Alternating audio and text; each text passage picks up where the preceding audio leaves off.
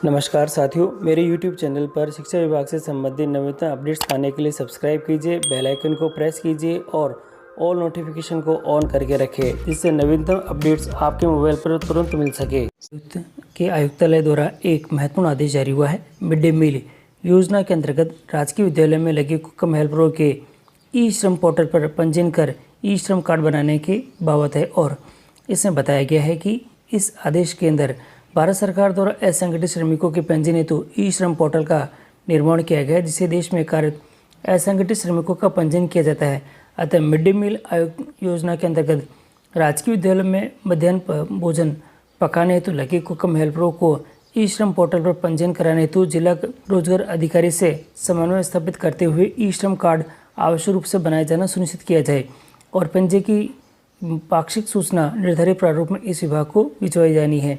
और यहाँ दे रखा है ये सेल्फ रजिस्ट्रेशन का जो फॉर्म है ये दे रखा है साथियों। और यहाँ पे इसी प्रकार नीचे आप देखेंगे कार्ड पंजीयन की पाक्षिक सूचना इस फॉर्मेट में भिजवानी है और ये फॉर्मेट आपकी स्क्रीन के ऊपर दिखाई दे रहा है।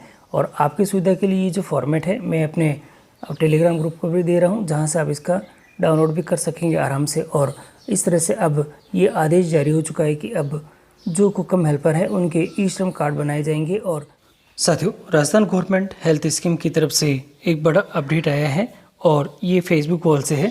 राजस्थान सरकार के साथियों ने अपना 11/7/2022 का आदेश वापस ले लिया है। आरजीएस की सुविधा पूर्व की भांति हमें मिलती रहेगी। और साथियों, जो अपडेट जो हमारे पास में आदेश है वह आपकी स्क्रीन पे दिखाई दे रहा है।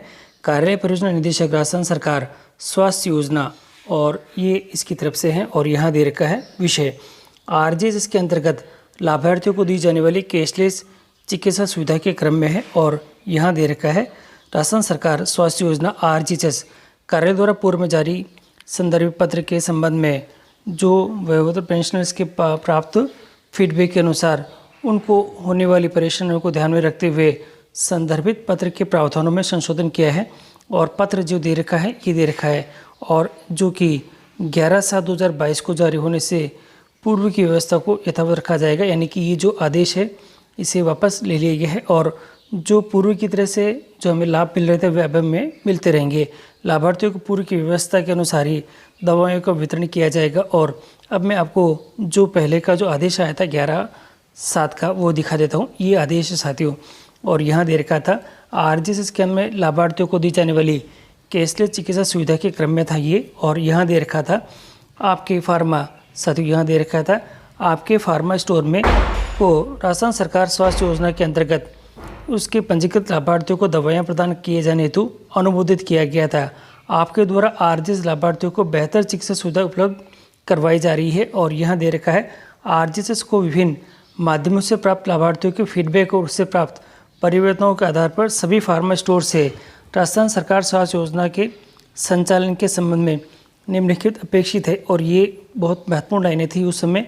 और ये दे रखी है कि राज्य सरकार के नवीन दिशा निर्देशों के अनुसार राजकीय चिकित्सालयों में चिकित्सक द्वारा लिखी गई रिपोर्ट साथियों कोई भी औषधि संबंधित चिकित्सालय द्वारा उपलब्ध करवाई जाएगी। यहाँ ले रखा है इम्पोर्टेंट है ये, चिकित्सक द्वारा लिखी गई कोई भी औषधि संबंधित चिकित्सालय द्वारा उपलब्ध करवाई जाएगी। फिर भी राजकीय चिकित्सालय द्वारा दवा पर अनुबंधता के सील लगाने जाने पर यह दवा लाभार्थियों को दिए जाना सुनिश्चित करे।